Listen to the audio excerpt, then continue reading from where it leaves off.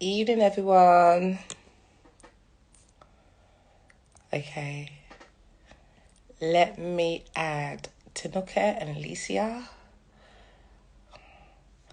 I hope you all had a great day today. Okay, there's Black.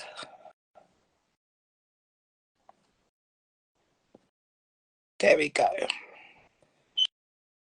And I hope you all were able to read the Embrace report that came out today.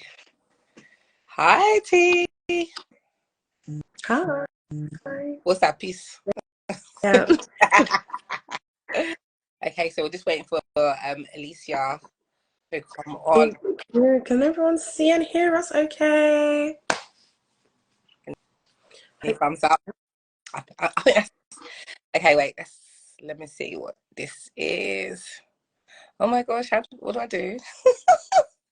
You got Hi, the Miss wrong person. Graceful. Chloe, are you able to put in the title and pin it? Right. Um, you know you're asking for a lot right now. Oh. Okay. Hi. I'm not text savvy people. Um, yeah, just It's sorry. okay. It's all right. We're talking about baby loss, guys. Am I the only one that can put the title in? Yes, because you started it. So I feel like if you type in baby loss, add it as a comment. There's a button. I think one of the three dots, and then you can click pin comment. Okay. Do you want to do introductions while I try to figure out how to do this thing? Okay, cool. Hi everyone. I am Tanika, one of the co-founders of Five Times More, along with Chloe, who is doing the tech stuff in the background. Hey. We are very pleased to be joined today by a very amazing woman, Alicia. I'm going to allow you to introduce yourself and talk a little bit more about why we're here today, and then we're just going to kick off with our interview. Fantastic. Thank you. Good evening, everybody. Thank you so much, Chloe and Tanuke. My name's Alicia Burnett. I'm a registered midwife and I also work for Tommy's, and I'm also the founder of Black Baby Loss Awareness Week. I'm really, really, really happy to be here this evening to talk about pregnancy after loss. Perfect. Thank you so much. Chloe, have you figured out how to pin the comment yet? Oh, Okay, I'm writing a comment. yeah. And post. Should I post it? Yeah, post it, and then I think afterwards you have the option to pin it. Yeah, I can see Yay! it. Yeah. I done it. Sorry. Well done. Normally, It's a little Ted thing. does all of this. I don't do the tech stuff because, yeah, I just don't do it. So in today's live, we wanted to talk about early pregnancy unit, and so what is the early pregnancy unit, what it does, etc. So Alicia, I'm going to start asking you some questions, myself and Tanuka. If anyone else has questions, please, put it. Is it in a comment? There is a question mark with a bubble. Did I use that bit? Yeah. Yes, that's the bit I use. And then if we have time, we'll be reading a few of the questions. So the first thing I'm going to ask you is, what is the early pregnancy unit? So hopefully most people watching know what an early pregnancy unit is, but in my experience professionally, a lot of people don't. So from the minute you find out that you're pregnant, you pee on the stick and you get those 2 lines or that plus or whatever it is, or the word pregnant, to you actually meeting a midwife for the first time is a long time. It's 8 to 10 weeks until your booking appointment. If you have any issues or any complications in between that time, typically people end up in their GP's practice or A&E. But there is actually a third service that you can access called the early pregnancy unit. It's a bit complicated because sometimes it's not even called an early pregnancy unit. Sometimes it's called the GP direct referral, or it's just called gynecology. So it can be a bit difficult to actually figure out what the service is. But basically, an early pregnancy unit will see you from typically around 6 weeks of pregnancy up to maybe 14 or 20 weeks of pregnancy. And the reasons that people go to early pregnancy units is because they're bleeding, because they've had a previous loss, because they're having pain, lots of different reasons. And the services that early pregnancy units actually provide include blood tests. They can check your HCG hormone levels, they can check your progesterone hormone levels, they can check your hemoglobin levels, they can do scans as well. And because you're in the first trimester when you're typically you're in the first trimester when you're accessing the early pregnancy unit, they will be offering you a transvaginal scan, because your baby is very, very, very, very tiny, and it's easy to miss or easy not to see, visualize properly if you do it abdominally. Alicia, I'm gonna interject for people in the comments who might not know what a transvaginal scan is. Sorry. I mean, I do because I've had experience of having one, sadly, but please tell us what is that? So when you go for a scan, usually the first scan is around 12 weeks. They do it over your bump, over your pelvic area. You won't have a bump yet at 12 weeks, but over your pelvic area.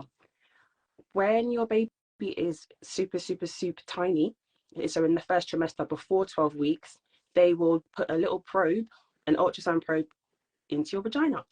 And that is how they will visualize what is actually going on in your uterus at that time. Thank you. Sorry. Yeah, pull me up whenever I get too techie. Sorry. We will. I have another question. So how many times can a woman go to the early pregnancy unit? As many times as you need to. I'm gonna get real already. I'm sorry. Go on. No, be as real as possible. This is what this is for. You go as many times as you need to go.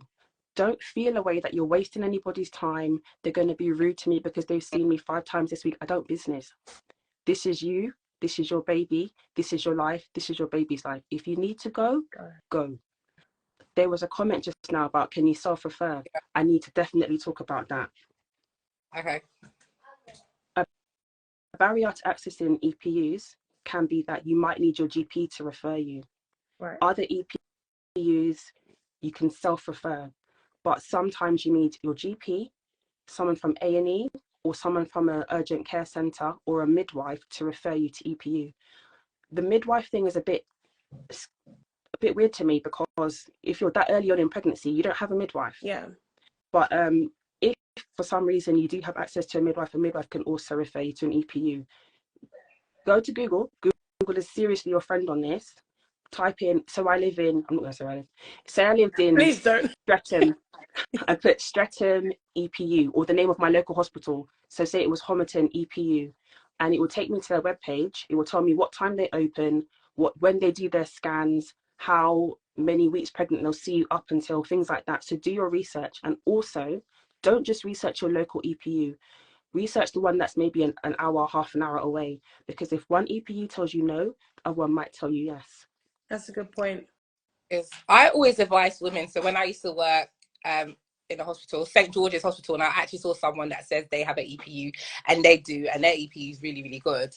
I used to tell women just to go there if they can. But the thing about the EPU, some of them have opening and closing times as well. Yeah. So it's very important to see which one is local to you, and if they are open. Some are open longer than others. They don't always have the same time. So to make sure you understand your opening time. Another question I have, what's the difference between EPU and day assessment unit?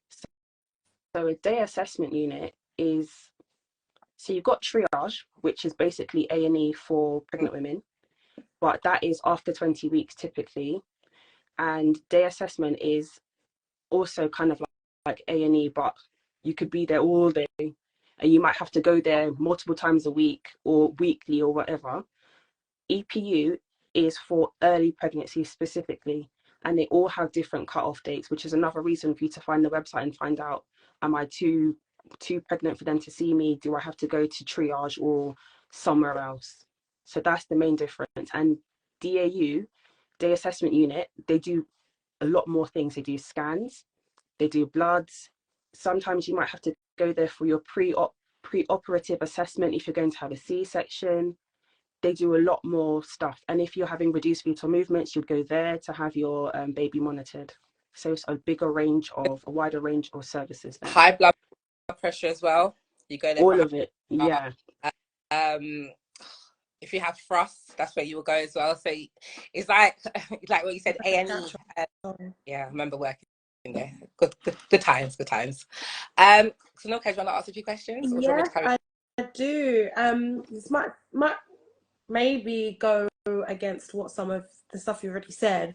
But what baby loss support is actually available on the NHS?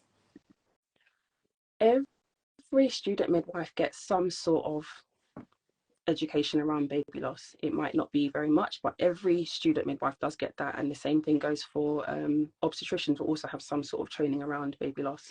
So you have your general midwife, your general obstetrician. You also have your GP that may have some insight into what services the NHS can provide, but specialists include bereavement midwives, whose literal job it is to follow up when people have had a loss, to give them support. They do a lot. So if you've had a loss, if you've given birth in hospital and your baby has passed away, the bereavement midwife can help you fill out the paperwork to get your baby, because you have to fill out paperwork before your baby can actually leave the hospital. So there's this green form that you have to fill out, and you have to give it to, they're going to the funeral directors, that has to go to the funeral director. You also have to take it to the registry office. They do a lot. You also have clinical psychologists. You have specialist perinatal mental health teams, which can include clinical psychologists, social workers, specialist bereavement midwives. Actually, I wrote this down so I wouldn't forget. Another person that can help you when it comes to baby loss is the chaplain, or other religious leader that they have based in the hospital. I'm trying not to get too personal here, but some of you will know that I've had loss myself, and the chaplain, she was my G. I loved the chaplain. She knew me, she knew my son, she knew my family, and the chaplain can be a great source of support, or whatever religion you follow. If they have that equivalent in the hospital, they can be a great source of support. So I have an EPU question to ask, early pregnancy unit question to ask. If all the EPUs around your local area are closed, or none of them are open, go to A&E. So where would you go? I would say you would have to go to A&E. You don't have a choice. A&Es are very, very busy places, and I can't tell you how many times I've been on the phone to somebody who's been to A&E miscarrying, and they've had to sit there for hours miscarrying, and all they've had is some observations done. No pain relief, no one's given them any spare pads, nothing. Which is why, where possible, if it's not an emergency, if you're not in fear for your life, if you're not in severe pain, if you're not hemorrhaging, I would say go to an early pregnancy unit. But if you have to, go to A&E. Please don't stay at home thinking, oh, they're going to make me. They may make you wait, but if it's a life or death situation, do go to A&E. So if EPU's not open, it's going to have to be A&E. Yeah. I was going to say, don't bother go triage, because they'll send you to A&E or send you home. I've seen it happen. Somebody at 17 weeks came to triage, and we had to send her to A&E because early pregnancy unit was closed, and she was too early to go to triage. Yeah. She just miscarried, just like that. So, Burton, okay, can go back to your question. Sorry, yeah. Thank you for sharing that as well earlier, Alicia. I can imagine you're speaking from a place of personal experience. It's not easy. So, in your experience as a midwife, what are some common emotions associated with pregnancy after loss? It's extremely broad, and some of them will be surprising. So, associated with pregnancy after loss, some parents feel guilty about being happy that they're pregnant again. They feel that they're betraying the memory of the child that they lost. And I always I just find that so heartbreaking. Anxiety is another one. You're worried, the very worst has happened. You're worried that it will happen again, because the majority of the time, we don't know why pregnancy loss happens. Sometimes it's due to negligence.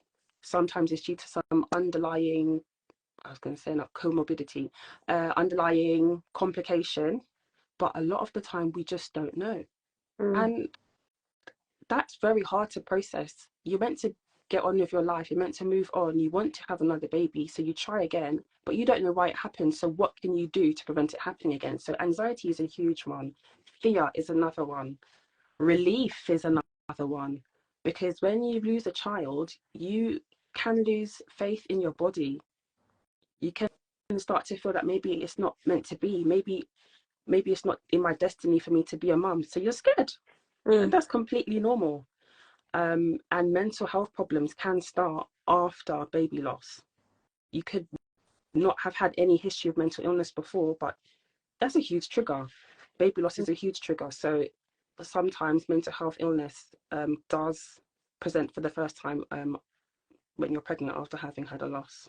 So those are just a few of the emotions. Anger. Anger is a huge emotion and an understandable one too. Thank you. Shay, I see that you want to come on. If we've got time, maybe towards the end, we'll let you come on the chat if you're still here. Okay. So I just thought I'd just... Thank you. Is there anything that keeps coming up when you support Black women? Now, are there any recurring themes? Are there anything that's stuck out to you as you're supporting the women with the work you do with Tommy's as a midwife, everything? It's the same stuff. Nobody listened to me. I told them something was wrong. Nobody listened to me. My baby was okay. I told them something was wrong, and now my baby's not okay. I came in here, my baby was alive. They didn't listen to me. Now my baby's dead. They don't listen. That comes up over and over and over again. Another thing that I found that I don't like talking down on my Black people. I don't. But there are cultural issues around baby loss. There's stigma. There's stigma in society in general. But I come from a Caribbean family, and I did feel pressure to just pick up myself and carry on. I very much did feel that. And that talking about my son, stop talking about him. It happened, you've grieved, it's finished, move on.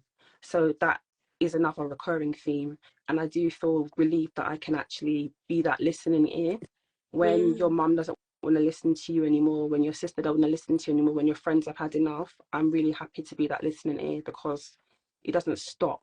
The grief doesn't stop. It lives with you. Another thing that I find a lot of is that the Black women that I speak to that have experienced loss, they're not aware of the support that's available. Yeah. But to be fair, why would you be, when the imagery used for a lot of the baby loss support services, both in and outside of the NHS, doesn't look like us, doesn't look like me. So why would I know that's for me? It's not targeted at my community. It's not targeted at me. So why would I even know that you exist? Sorry, can I just interject there? That's actually insane to me, because of what we know the statistics are. Because obviously they're 5 times more, 3.6 or 7, whatever it is now. Those statistics, we know what they are, but it doesn't just stop there. It's also with baby loss as well. So you would think that there would be more done to be catered towards the community, the very community that are having the most loss and the worst outcomes, which is why we're grateful, obviously, for what you do with Black Baby Loss Awareness Week and things that other organisations are trying to start to do to support us. But it just makes no sense. Like that representation means a lot. Like, you're right. Why would you know that is for you if it doesn't look like you? Quite literally, you can look at an advert and just see everyone else apart from you and be like, oh, okay, that's a nice advert, move on, and not realize that service is talking directly to you. Representation matters literally at all levels, especially in healthcare. Yeah, it is completely mad. Doesn't make any sense. Insane. It makes no sense at all. And the question I get asked a lot, no worries, is why do we need Black Baby Loss Awareness Week? And I work for Tommy's. I work on the special support service for Black and mixed Black heritage women. Why do we need that? Why do Black women need extra support? And I'm just getting to a point where I'm just like, really? And I do say that in the most professional way. Like, are you embrace? Have you heard of 5 times more? You're a midwife. Okay. You haven't heard of 5 times more? Embrace? No? Okay, come sit with me. Come. But I shouldn't have to do that. Yeah. I shouldn't have to do that. The question is never, I don't think we're ever going to move away from people asking, why do black people, why do black women, why do black babies need more support? They're not hearing us. It makes no sense. But thank you for that in terms of the recurring themes, because it kind of makes sense. That cultural thing, I see we're all nodding and we're all rolling our eyes, because I think we've all, if not experienced it, know somebody that has, you know, and it's quite sad to know that a lot of us have that same shared experience. Just crack on, just get on with it, it's fine. You know, you're healthy, you didn't die, like try again when you can. Like, it's very and it stays with you, it's a lot. I'm gonna read a comment here. The person said, can I also say Noah's Arks in Barnet have recently hired a midwife to support parents who have miscarriage, IUDs, or neonatal. Please reach out to them, and please reach out to them. It would be amazing. Doesn't matter where you live in the UK. That's great. Wow. Because normally you're based in a certain area to get that kind of support. So thank you for mentioning Noah's Ark. I'll make sure we can tag them somewhere, especially during the awareness week as well.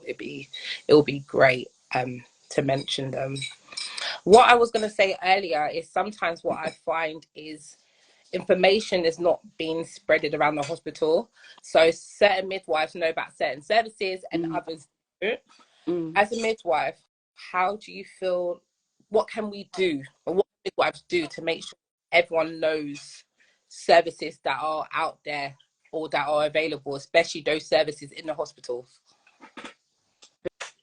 Because I think generally midwives do know what's available in the hospital. I think it's their knowledge of services outside. So I think it's the role of external services to go in to hospital settings and give out their posters, give out their contact cards, let them know that we're here, that we exist. Can you please put our information on your intranet so all the staff members get to see it? I think there needs to be a bridging of that gap, because external baby loss support services and maternity service go hand in hand, because not every person gets to bring home a baby. So you don't need to talk to each other, sort it out, and get to know what each other's up to, so you can give that information to the people that need it the most. Thank you. Fair enough. I've got another question here, unless you've got something in the comments, Chloe, because I'm not watching the comments closely. I had another question about EPU. So I keep going back to EPU because of the question asked to us. Is what health professionals are you likely to see at EPU? Yeah. You might find the odd midwife, but it's not that common. Midwives don't have that much involvement in early pregnancy care, not really. We do learn about it when we're studying, but you'll find a nurse. You'll find it. My local EPU, her name's Jocelyn. She's amazing. She's been there for 100 years. So you'll find a nurse, and you'll find obs and gynae doctors. You will also find sonographers. Those are the three, or you might find a phlebotomist as well, because the blood tests are a really big part of what EPU does. So those are the kind of professionals that you will find at in early pregnancy units. Yeah, you might also find a maternity support worker or a healthcare assistant. Definitely. Yeah, that will just be there to either support. Where I was, they had a midwife, but she was up and down anyway. But we had a midwife on site that was there. I would love to work in an EPU. That would be like my dream, because I was gonna say it. I find it very, very strange that sometimes an EPU will be next to the same place where people are coming with their newborns to have their postnatal checks. Things like that. Very, very insensitive, because people could be getting very bad news next door and hearing a baby cry. So don't let that put you off going to EPU though, but not good. Not good. And I do wish more midwives worked in EPU settings, because you learn about the journeys people have been on to actually be on the labour ward. Some people have been through it, and you meet them in the early pregnancy unit, and then when you meet them in the birthing room, you're like, oh, Yeah. I'm so pleased to see you. You should be there for the whole journey, not bitty, bitty, bitty, bitty, bitty. Well, we will reserve our comments on that. Okay. Let's reserve our comments on that. Continuity of care.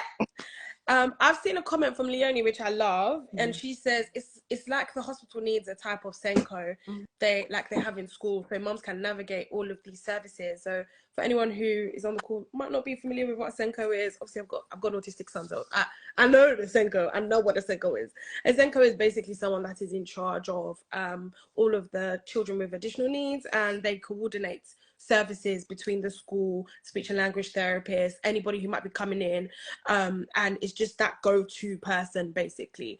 And I think that's a great idea. If there was somebody on the ward, not necessarily a health professional as such, would be great if there was, but then obviously I'm just thinking about the logistics of them giving like personalized information if they don't have the whole backstory. So preferably not a health professional, but someone that has the knowledge. You know what, I've got this, and they're like, okay, you need to go to this, you need to go to the EPU, you need to go to this, the EPU is not open here, you can go here, you can that would be very good, because then it'll just make it easier to navigate. So like in the beginning of the conversation when you were saying how common EPUs are, find out what your local one, what the times are, where the next one is, and all of that kind of stuff. That's all good and well, and you should be doing those things.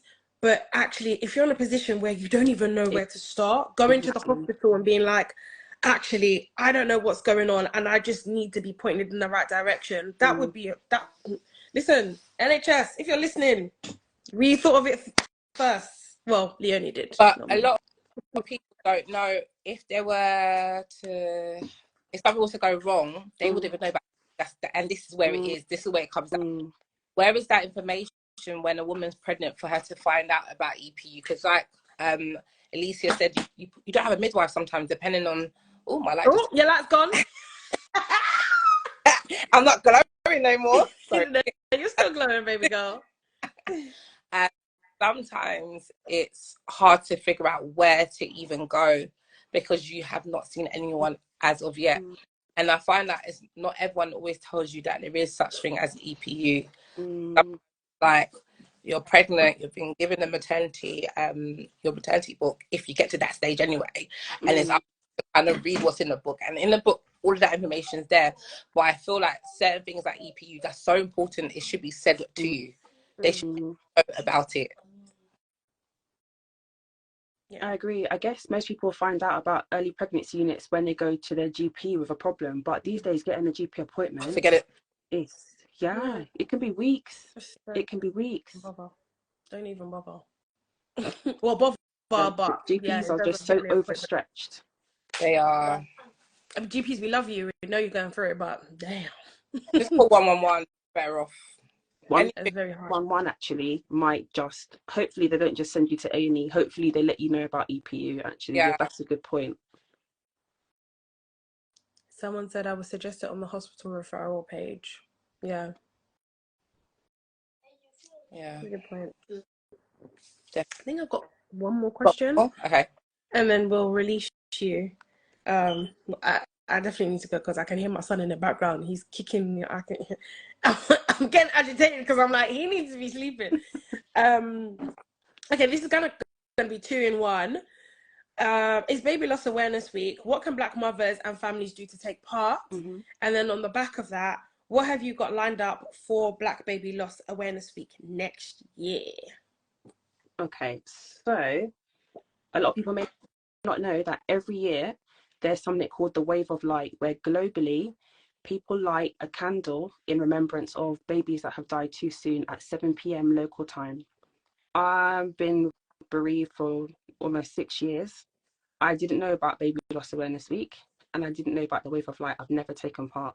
And when I do go to memorial events for babies, I'm typically the only Black person there. If they have like a collage of babies' pictures, he's the only Black boy there. And it's like, you just feel uncomfortable. I'm already in distress. I want to feel welcome. I want to feel like I don't stick out like a sore thumb. So this Sunday, it's going to be the Wave of Light. It's always on October the 15th. This Sunday, I'm inviting Black families that have experienced baby or pregnancy loss to join me for a Wave of Light.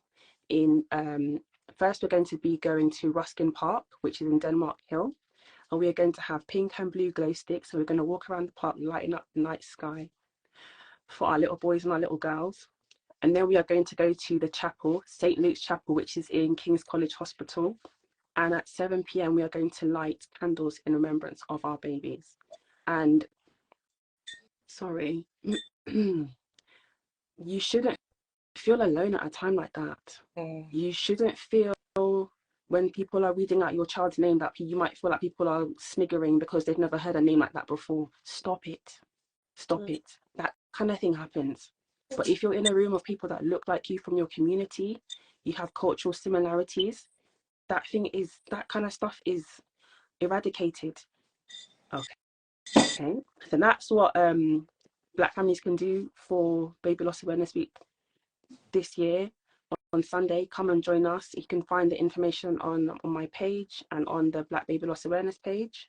Next year for Black Baby Loss Awareness Week, this year is just me. It's just me. I ran that myself in May, and I was just running for the whole week. running. And I did what I could. But next year, I'm going to focus on dads. I'm going to focus on partners, because I didn't do anything for Black dads this year. And I didn't do anything for Black parents that are young, that are under the age of 25, because young Black parents experience loss too. And I think they're overlooked when it comes to baby loss support services. So that's what I'm going to be focusing on, and some other stuff too, but I have to keep some things under the belt. Completely understand. Thank you for sharing that. Hopefully, if you're free, you can make it on Sunday, you said? Mm-hmm. Yeah. We're meeting at 6:15 in Ruskin Park. Okay.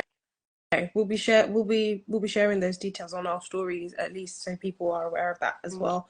Following on from this live. Chloe, have you got any other questions or comments? No other questions. I was going to say, for Black Baby Loss Awareness Week next year, we're here to help if you need anything from us. Thank you. I didn't know what help I needed. You two make it look easy, to be fair. You always look good. You have such presence. I was like, okay, they're doing it. Let me try. Oh, I learned. And I took a month off afterwards. I was tired. Listen, that burnout is real. We get it. That burnout after you've had a successful week, that's one for the books. I'm telling you, it's definitely not easy, but the work speaks for itself, you know. So well done. Keep going. We're here to support any way we can. Yeah, and that's it. Thank you for joining us today. Let people know how they can find you, and then yeah, I just want to thank everyone for joining us today. We will be saving this, so it'll be on the page as well. So yeah, thank you. You can find me on Instagram at midwife_Alicia, and you can find the Black Baby Loss Awareness page at Black Baby Loss Awareness. Thank you so much, both of you. You're welcome. Thank you very much. Okay, cool. We'll let you go. I need to tell my son to get back into bed.